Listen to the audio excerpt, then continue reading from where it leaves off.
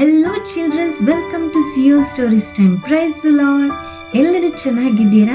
ಎಲ್ಲರೂ ಸ್ಟೋರೀಸ್ ಅನ್ನು ಕೇಳೋದಕ್ಕೆ ತಯಾರಾಗಿದ್ದೀರಾ? ಇವತ್ತಿನ ಕಥೆಯ ಶೀರ್ಷಿಕೆ ಏನೆಂದರೆ ಕಾಯೇನ್ ಮತ್ತು ಹಾಬೆಲ್. ಬನ್ನಿ ನಾವು ಕಾಯೇನ್ ಮತ್ತು ಹಾಬೆಲ್ ದೇವರಿಗಾಗಿ ಏನೆಲ್ಲ ಮಾಡಿದರು ಮತ್ತು ದೇವರು ಅವರಿಗಾಗಿ ಏನೆಲ್ಲ ಮಾಡಿದರು ಎಂಬುದಾಗಿ ಈ ವಿಡಿಯೋದಲ್ಲಿ ತಿಳಿದುಕೊಳ್ಳೋಣ. ಅದಕ್ಕೂ ಮುಂಚಿತವಾಗಿ ನೀವು ಬೈಬಲ್ ಅನ್ನು ಅನುದಿನ ಓದುತ್ತಿದ್ದೀರಾ? ಬೈಬಲ್ ಕುರಿತಾಗಿ ಏನಾದರೂ ತಿಳಿದುಕೊಂಡಿದ್ದೀರಾ? ಒಂದು ವೇಳೆ ನೀವು ಬೈಬಲ್ ಅನ್ನು ಓದಿಲ್ಲ ಎಂದರೆ ಆದಿಕಾಂಡದಿಂದ ನಾವು ದೇವರು ಮಾಡಿರುವ ಕಾರ್ಯವನ್ನು ತಿಳಿದುಕೊಳ್ಳೋಣ. ಹಿಂದಿನ ವಿಡಿಯೋಸ್ ನಲ್ಲಿ ಆದಿಕಾಂಡ 1ರಿಂದ 3ನೇ ಅಧ್ಯಾಯವನ್ನು ಬಹಳ ಅರ್ಥಪೂರ್ಣಕವಾಗಿ ತಿಳಿಸಿಕೊಟ್ಟಿದ್ದೇವೆ. ಒಂದು ವೇಳೆ ನೀವು ನೋಡಿಲ್ಲ ಎಂದರೆ ನಮ್ಮ ಚಾನೆಲ್ ನಲ್ಲಿ ನೋಡಿಕೊಳ್ಳಿರಿ. ಇವತ್ತಿನ ಕಥೆಯ ಉಲ್ಲೇಖನ ಏನೆಂದರೆ ಆದಿಕಾಂಡ 4ನೇ ಅಧ್ಯಾಯ. ದೇವರು ಈ ಕಾಯನ ಹಾಬೆಲನಿಗೆ ಏನು ಮಾಡಿದರು ಎಂಬುದಾಗಿ ತಿಳಿದುಕೊಳ್ಳುವುದಕ್ಕೆ ಮುಂಚೆ ನಮ್ಮ ಚಾನೆಲ್ಗೆ ಒಂದು ವೇಳೆ ಸಬ್ಸ್ಕ್ರೈಬ್ ಮಾಡಿಲ್ಲ ಅಂದರೆ ಸಬ್ಸ್ಕ್ರೈಬ್ ಮಾಡಿ, ನೋಟಿಫಿಕೇಶನ್ ಬೆಲ್ ಐಕಾನ್ ಕ್ಲಿಕ್ ಮಾಡಿ. ಆಗ ನಾವು ಹಾಕಿರುವ ಪ್ರಯಾಸ ನಿಮಗೆ ನೋಟಿಫಿಕೇಶನ್ ಮೂಲಕ ತಲುಪುತ್ತದೆ. ಈ ಕಥೆಯ ಅಭಿಪ್ರಾಯವನ್ನು ಕಮೆಂಟ್ಸ್ ನ ಮೂಲಕ ನಮಗೆ ತಿಳಿಸಬಹುದು. ಈ ವಿಡಿಯೋ ಇಂಪ್ರೂವ್ಮೆಂಟ್ ಗೆ ನಿಮ್ಮ ಅಭಿಪ್ರಾಯಗಳನ್ನು ತಿಳಿಸಿ. ಇನ್ನು ಒಳ್ಳೆಯ ಗುಣಮಟ್ಟದೊಂದಿಗೆ ನಿಮಗೆ ದೇವರ ಸಂದೇಶವನ್ನು ತಿಳಿಸಿಕೊಡುತ್ತೇವೆ. ಬನ್ನಿ ನಾವು ನೇರವಾಗಿ ಕಥೆಯ ಒಳಗೆ ಹೋಗೋಣ. ದೇವರು ಆದಾಮ್ ಮತ್ತು ಅವ್ವಳನ್ನು ಏದೇನಿನಿಂದ ಹೊರಡಿಸಿದ ಮೇಲೆ ಅವರು ಈ ಲೋಕದಲ್ಲಿ ಬದುಕುವುದಕ್ಕಾಗಿ ತುಂಬಾ ಕಷ್ಟಪಟ್ಟರು. ಯೆಹೋವನ ಅನುಗ್ರಹದಿಂದ ಅವಳು ಒಂದು ಗಂಡು ಮಗುವನ್ನು ಪಡೆದಳು. ಆತನ ಹೆಸರು ಏಬೇಲ್. ತರುವಾಯ 2ನೆಯ ಮಗುವನ್ನು ಪಡೆದಳು. ಆತನ ಹೆಸರು ಕಾಯಿನ್. ಈ ಏಬೇಲ್ ಕುರಿ ಕಾಯುವನಾದನು, ಕಾಯಿನನು ವ್ಯವಸಾಯ ಮಾಡುವವನಾದನು. ಆಗ ಕಾಲವು ಕಳೆದ ಹಾಗೆ ಕಾಯಿನನು ಯೆಹೋವ ದೇವರಿಗೆ ಹೊಲದ ಬೆಳೆಯಲ್ಲಿ ಕೆಲವನ್ನು ತಂದು ದೇವರಿಗೆ ಕಾಣಿಕೆಯಾಗಿ ಸಮರ್ಪಿಸಿದನು. ಹೇಬೆಲನು ಹಾಗೆಯೇ ತನ್ನ ಹಿಂಡಿನಿಂದ ಚೊಚ್ಚಲ ಅಂದರೆ ಮೊದಲ ಕುರಿಗಳನ್ನು ಕಾಣಿಕೆಯಾಗಿ ತಂದು ಅವುಗಳ ಕೊಬ್ಬನ್ನು ಹೋಮ ಮಾಡಿಸಿದನು.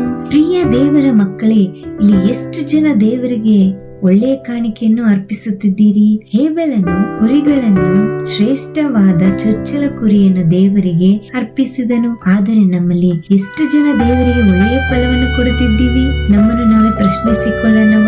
ಬನ್ನಿ, ತರುವಾಯ ದೇವರು ಯಾರ ಕಾಣಿಕೆಯನ್ನು ಮೆಚ್ಚಿದರು ನೋಡೋಣ. ಯೆಹೋವ ದೇವರು ಏಬೆಲನ ಕಾಣಿಕೆಯನ್ನು ಮೆಚ್ಚಿ ಕಾಯಿನನನ್ನು ಅವನ ಕಾಣಿಕೆಯನ್ನು ಮೆಚ್ಚಲಿಲ್ಲ. ಪ್ರಿಯ ದೇವರ ಮಕ್ಕಳೇ, ಯಾಕೆ ದೇವರು ಕಾಯಿನನ ಕಾಣಿಕೆ ಮೆಚ್ಚಲಿಲ್ಲ? ಯಾರಿಗಾದರೂ ಗೊತ್ತಾ?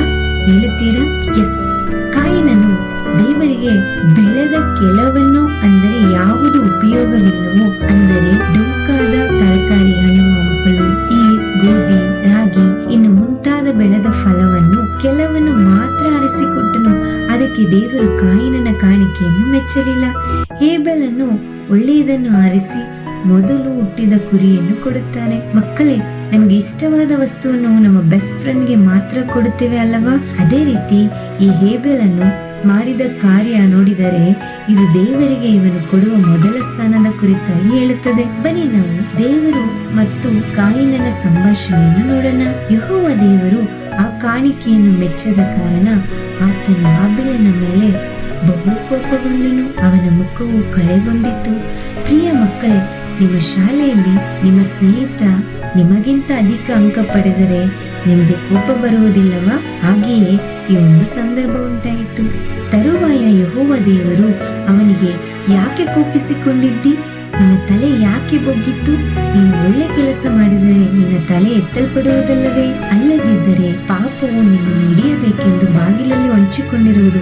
ಮಕ್ಕಳೇ, ದೇವರು ನಮಗೂ ಸಹ ಹೀಗೆ ತಿಳಿಸಿಕೊಡುತ್ತಿದ್ದಾರೆ. ನೀವು ಸಹ ಸ್ವಲ್ಪ ಪ್ರಯಾಸ ಪಟ್ಟು ಓದಿದರೆ ನೀವು ಸಹ ನಿಮ್ಮ ಸ್ನೇಹಿತರಿಗಿಂತ ಒಳ್ಳೆಯ ಅಂಕಗಳನ್ನು ಪಡೆಯಬಹುದು.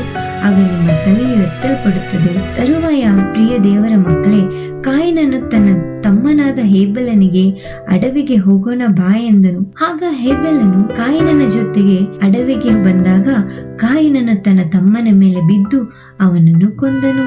ಆಗ ಯೆಹೋವ ದೇವರು ಕಾಯಿನನಿಗೆ, ನಿನ್ನ ತಮ್ಮನಾದ ಹೇಬೆಲನು ಎಲ್ಲಿ ಎಂದು ಕೇಳಲು, ಆಗ ಕಾಯಿನನು ದೇವರಿಗೆ, ನಾನು ಅರಿಯೆನು ಅಂದನು. ಅದು ಮಾತ್ರ ಅಲ್ಲ ಮಕ್ಕಳೇ, ದೇವರಿಗೆ ನನ್ನ ತಮ್ಮನನ್ನು ಕಾಯುವವನು ನಾನು ಎಂದು ಉತ್ತರ ಕೊಟ್ಟನು. ಆಗ ಯೆಹೋವ ದೇವರು, ನೀನು ಅವನನ್ನು ಏನು ಮಾಡಿದ್ದಿ? ನಿನ್ನ ತಮ್ಮನ ರಕ್ತವು ಭೂಮಿಯ ಕಡೆಯಿಂದ ನನ್ನನ್ನು ಕೂಗುತ್ತದೆ. ಕೇಳು, ನೀನು ಸುರಿಸಿದ ನಿನ್ನ ತಮ್ಮನ ರಕ್ತವನ್ನು ಕುಡಿದ ಈ ಭೂಮಿಯನ್ನು ಬಿಟ್ಟು ಹೋಗಬೇಕೆಂದು ನಿನಗೆ ಬಂತು. ಭೂಮಿಯನ್ನು ವ್ಯವಸಾಯ ಮಾಡಿದರೂ ಇದು ಇನ್ನು ಮುಂದೆ ಈತನಿಗೆ ಫಲಿಸುವುದಿಲ್ಲ. ಈತನು ಭೂಲೋಕದಲ್ಲಿ ಅಲಿಯುವವನು, ದೇಶ ಭ್ರಷ್ಟನೂ ಆಗಿರುವನು ಅಂದನು. ಆಗ ಕಾಯಿನನಿಗೆ ಭಯ ಬಂದು ಯೆಹೋವನಿಗೆ, ಯೆಹೋವನೇ, ನನ್ನ ಅಪರಾಧ ಫಲ ತಾಳಿಕೊಳ್ಳದಷ್ಟಾಗಿದೆ. ನೀವು ಇವತ್ತು ನನ್ನನ್ನು ಸ್ವದೇಶದಿಂದ ಹೊರಡಿಸುತ್ತೀರಲ್ಲ.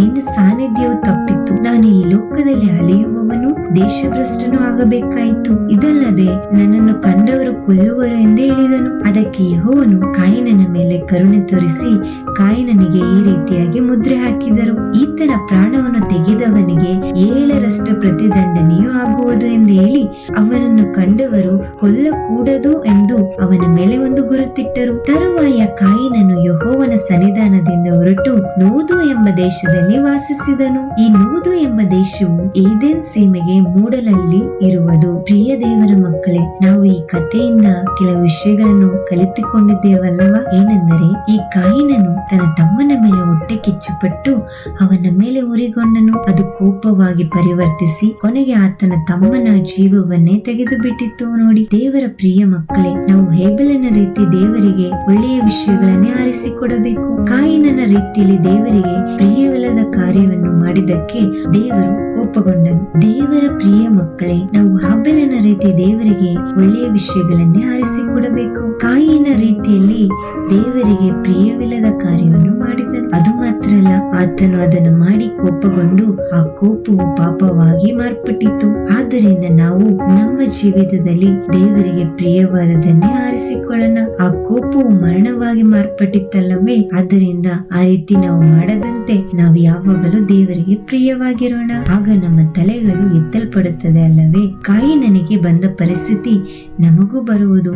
ಆದ್ದರಿಂದ ನಾವು ದೇವರಿಗೆ ಪ್ರಿಯವಾದದನ್ನೇ ಮಾಡಿ ದೇವರಿಗೆ ನಮ್ಮ ಜೀವಿತದಲ್ಲಿ ಮುಖ್ಯ ಸ್ಥಾನವನ್ನು ಕೊಡೋಣವಾ? ಬನ್ನಿ ಮಕ್ಕಳೇ, ನಾವೊಂದು ಚಿಕ್ಕ ಪ್ರಾರ್ಥನೆಯನ್ನು ಮಾಡಿಕೊಳ್ಳೋಣ. ಎಲ್ಲರೂ ಕಣ್ಗಳನ್ನು ಮುಚ್ಚಿ. ಪರಲೋಕದಲ್ಲಿ ವಾಸಿಸುವ ಪ್ರೀತಿಯುಳ್ಳ ತಂದೆಯೇ, ನಿಮಗೆ ಸ್ತೋತ್ರಗಳು. ಏಸಪ್ಪ, ಈ ದಿನದಲ್ಲಿ ಕಾಯಿನನು ಮತ್ತು ಹಾಬೆಲನು ಈ ಒಂದು ಕಥೆಯನ್ನು ನಾವು ಕೇಳಿದ್ದೇವೆ. ದೇವರೇ, ಈ ಸ್ಟೋರೀಸ್ ಅಲ್ಲಿ ನಾವು ಬಹಳ ವಿಷಯಗಳನ್ನು ತಿಳಿದುಕೊಂಡೆವು. ಈ ಸ್ಟೋರೀಸ್ ಅಲ್ಲಿ ಕಾಯಿನನ ಹಾಗೆ ನಾವು ಇರದಂತೆ ಹಾಬೆಲನು ಒಳ್ಳೆಯ ವಿಷಯಗಳನ್ನು ನಿಮಗಾಗಿ ಆರಿಸಿಕೊಂಡನು. ಅದೇ ರೀತಿ ಆರಿಸಿ ನಿಮಗೆ ಕೊಟ್ಟನು. ನಾವು ನಮ್ಮ ಜೀವಿತದಲ್ಲಿ ಒಳ್ಳೆಯದನ್ನು ಮಾತ್ರ ಫಲ ಕೊಡಲು ಸಹಾಯ ಮಾಡಿ. ನಾವು ಕಾಯಿನನ ರೀತಿಯಲ್ಲಿ ಕೆಟ್ಟದನ್ನು ನಾವು ನಿಮಗೆ ಕೊಡದಂತೆ, ಅದರಿಂದ ನಾವು ಮರಣಗಳನ್ನು ಸಂಭವಿಸದಂತೆ, ದೇವರೇ, ನಾವು ಕೋಪಗಳೂ ಪಡದಂತೆ, ನಾವು ಹಾಬೆಲನ ರೀತಿಯಲ್ಲಿ ಯಾವಾಗಲೂ ಒಳ್ಳೆಯದನ್ನೇ ಆರಿಸಿಕೊಳ್ಳುವರಾಗಿ, ಅದು ಮಾತ್ರ ಅಲ್ಲ, ನಿಮಗೆ ಮುಖ್ಯಸ್ಥ ಸ್ಥಾನವನ್ನು ಕೊಡುವುದಕ್ಕಾಗಿ